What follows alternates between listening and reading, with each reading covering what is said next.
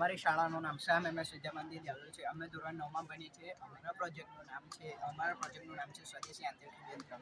અમારા આ પ્રોજેક્ટમાં અમે એક લીધી છે, સાયકલ લીધી છે. એ સાયકલમાં અમે બધું બિલ્ડિંગ એમ કરીને તેને આપણે બનાવ્યું છે. એમાં અમે એક આ ઓરડી લીધી છે, ફુવારો લીધો છે, પંખો લીધો છે, સોલર પ્લેટ લીધી છે અને આ કટર લીધું છે.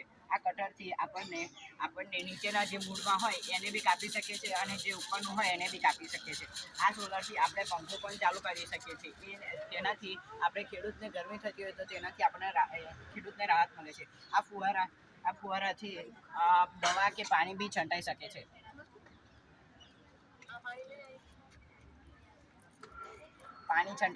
અને આપણે જો પાણીને જોડે લઈને ફરવું હોય તો તેના માટે આપણે કેરી બેગનો ઉપયોગ કરી શકીએ છીએ. અમારા આગળનો પોર્શન પૂરું સમજાવો. મેન હેતુ એ છે કે બળદ કે ટ્રેક્ટરની મદદ વગર ઓછા ખર્ચમાં નિંદણ દૂર કરી ચાষ કરી વાવેતર કરવું. આ ઉચ્ચાલનના સિદ્ધાંત ઉપર કાર્ય કરે છે.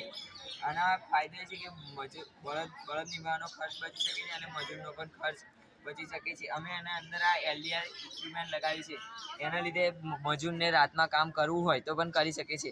અમે LDR સર્કિટ બનાવી છે, એનાથી LEDમાં કનેક્શન કર્યું એટલે રાત પડશે એટલે જાતે LED ચાલુ થઈ જશે અને દિવસ પડશે એટલે બંધ થઈ જશે.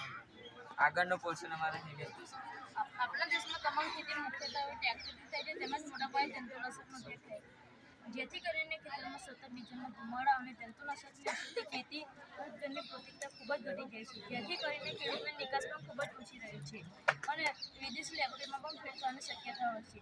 આપણા દેશના ખેડૂતો મધ્યમ અને ગરીબ કક્ષા આવેલા છે, તેથી તેમને ટ્રેક્ટર ખરીદવું કે ટ્રેક્ટર ભાડે લાવવું તેમ પોસાતું નથી અને સાથે સાથે જંતુનાશક દવા ખૂબ જ મોટી હોય છે.